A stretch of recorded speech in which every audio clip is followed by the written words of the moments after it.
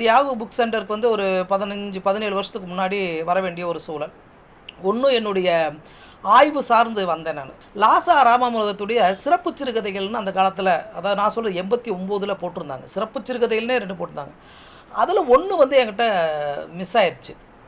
அதை தேடி இங்கே தான் எடுத்தேன் நான். புதுக்கவிதைங்கிற வார்த்தையை நியூ பொயட்ரிங்கிற இதில் வந்து 1958 சரஸ்வதியில் தான் எழுதுறாரு. அந்த கட்டுரைக்காக வந்து இங்கே வந்து செல்ஃபில் இருக்குது.